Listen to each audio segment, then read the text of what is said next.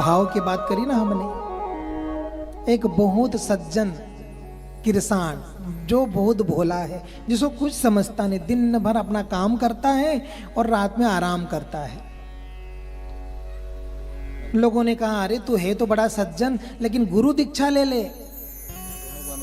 गुरु के बिना जीवन अधूरा है। जीवन में अगर गुरु नहीं तो उसको लोग नुगरा कहते हैं और परलोक में उसकी गति अच्छी नहीं होती, दुर्गति होती है। तो बड़ा सज्जन आदमी मानते हैं तो भोला है, लेकिन गुरु होना बेटा तेरे जीवन में। बुजुर्गों ने समझाया। उसने कहा ऐसा क्या करना पड़ता, किसको कहते गुरु? कुछ ज्ञान नहीं बेचारे को। बोले साधु महाराज से दीक्षा लो, मंत्र देंगे, उसका जप करना, उसका पुण्य बनेगा तो परलोक में अच्छी गति होगी। ये मनुष्य जन्म में आने का फल है कि हमें गुरु करना चाहिए। एक दिन क्या हुआ, आगे पड़ोसी गांव में एक संत आए थे, कथा कर रहे थे। लोगों ने कहा चलो अवसर अच्छा है, तू जा उनको गुरु बना ले। गया, भीड़ बहुत लगी थी, इधर से लोग उधर से लोग, ये भोला भाला जा भी नहीं रहा था। सब भीड़ को जाने दिया, घंटों खड़ा रहा। जब देखा कि ज्यादा लोग अब नहीं है, कुछ ही लोग हैं, दीक्षा लगी हुई थी, लोग दीक्षा ले रहे थे लाइन में, ये भी लग गया। महाराज उसका नंबर आया। तब जब नंबर आया तो कहा महाराज हमको तो कुछ पता नहीं है, लोगों ने कहा है कि गुरु होना चाहिए इसलिए हम गुरु बनाने आए हैं, हमको कुछ विधि विधान का ज्ञान नहीं है, आप हमको मंत्र दे दो। संत को लगा बड़ा भोला है, इसको कुछ समझता नहीं है, बड़ा मंत्र दूंगा तो क्या मालूम इसको याद रहेगा। तो केवल कहा कि तू गरुड़ ध्वज जपा कर। भगवान विष्णु का एक नाम गरुड़ ध्वज है। तो कहा कि तू केवल गरुड़ ध्वज जपा कर। अब इसको डर लगा कि कहीं भुला ना जाए, क्योंकि मंत्र गुरुजी ने दिया है। ऐसा ही मंत्र लेके भागा वो वापस, कि खेत में काम भी करना है, अपना काम पूरा हो गया, गुरु मंत्र ले लिया, भागा हो।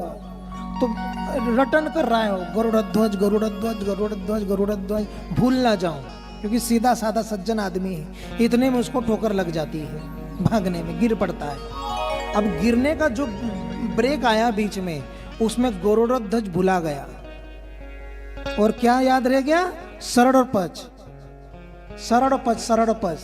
अब सरड़ पच कोई भगवान का नाम है ही नहीं, लेकिन इसको यही भाव की यही मंत्र था, सरड़ पच सरड़ पच सरड़ पच। ऐसा करते करते महाराज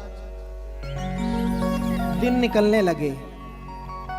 दिन भर खेत में काम करता, बैल चराता, खेती करता, सरड़ पच सरड़ पच सरड़ पच सरड़ पच सरड़ पच सरड़ पच, ऐसा करते रहता। भगवान के पास भी उस भक्त की आवाज चली गई, क्योंकि भोला था। भगवान के पास जब आवाज गई तो भगवान मुस्कुरा दिए, और जैसे ही भगवान मुस्कुराए तो लक्ष्मी जी को लगा कि जरूर कुछ बात है, क्योंकि नारायण जब मुस्कुराते हैं तो कारण होता है, अकारण नारायण नहीं मुस्कुराएंगे, जरूर कुछ न कुछ चुटकुला भगवान को समझ में आया है। भगवान को बोला भगवान बताइए, जरूर कुछ विनोद है। बोले हाँ विनोद ही है, लेकिन जान दो तुम्हारे लिए नहीं है, वो मेरे लिए है स्पेशल। बोले नहीं नहीं मुझे भी बताओ। और बोले क्या बताएं, मेरे 1000 नाम है, लेकिन एक मेरा भक्त ऐसा है उसने नया नाम निकाला है। बोले क्या नाम? बोले वो मुझे सरड़ पच जपता है। लक्ष्मी जी भी हंसने लगी, ये क्या बावला है, और ये कोई नाम हुआ? सरड़ पच क्या होता है? बोले मेरा ही नाम जप रहा। बोले नहीं प्रभु और कुछ कर रहा हूँ, आपको भ्रम है। बोले नहीं, वो मेरा ही नाम जप रहा है, वो मेरा ही भक्त है। जब लक्ष्मी नहीं मानती कि नहीं प्रभु मुझे विश्वास नहीं हो कि आपका नाम जप रहा है, तो भगवान ने कहा कि चलो चलो फिर आपको अगर विश्वास नहीं तो परीक्षा लेते हैं। तो क्या करें? बोले चलो बनाओ रूप। बनाया रूप, साधारण गृहस्थी किरसाणों का रूप बनाया। देवी ने महिला का रूप बनाया। भोलेनाथ जी बन गए किरसाण, दोनों चले खेतों में ताकि कोई पहचान ना पाए। अकेला उसका बैल चरा रहा था, खेत में काम कर रहा था, बखर वगैरह जो भी। सरड़ पच सरड़ पच सरड़ पच। भगवान ने कहा ऐसा करो, मैं ये नाले में, वहां गड्ढा था खेत में, यहां बैठता हूं और तुझे जैसी परीक्षा लेनी हो तू ले। बोले ठीक है। एक महिला का रूप बना के माँ जाती है, अरे भैया सरड़ पच सरड़ पच सरड़ पच, अरे सुनो तो सही। हाथ हटा देता, हट उधर हट, क्योंकि उसको डिस्टर्ब नहीं होना चाहिए। सरड़ पर सरड़ पर, एक बार 2 बार 3 बार जब हो जाता, गुस्सा आ जाता उसको, हट कौन है देवी तू, क्यों डिस्टर्ब कर रहे थे, घर जा।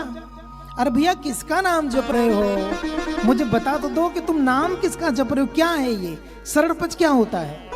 बोले भाग यहाँ से, हमको डिस्टर्ब मत करो, हम भगवान का भजन कर रहे हैं। अच्छा भगवान का, किसने दिया हम नाम, बोले हमारे गुरुजी ने दिया, तुझे यहाँ से।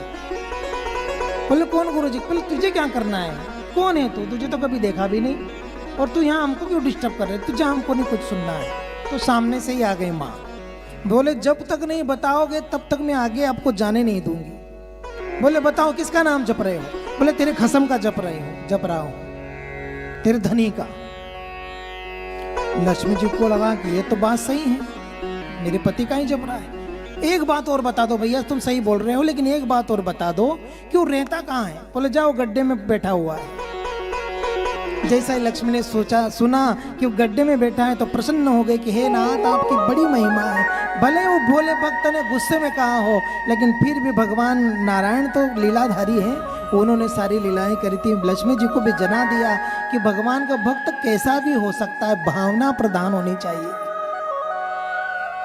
हम तो बोलते हैं ना भगवान को कैसे भजो, तुलसीदास जी बोलते हैं तुलसी अपने राम को रीझ भजो चाहे खींच। चाहे गुस्से से भजो चाहे प्रेम से भजो। खेत में जो बीज पड़ जाता है उसका कुछ ना कुछ तो बनता ही बनता है। इसलिए भावना प्रधान है। भाव से अगर हम करेंगे तो हमारा विधि विधान चुक भी गया कभी तो भी भाव को इतना महत्व है कि भगवान तक तुम्हारा भाव पहुंच जाता है। भाव में विधि विधान थोड़ी ना है, भाव में प्रेम।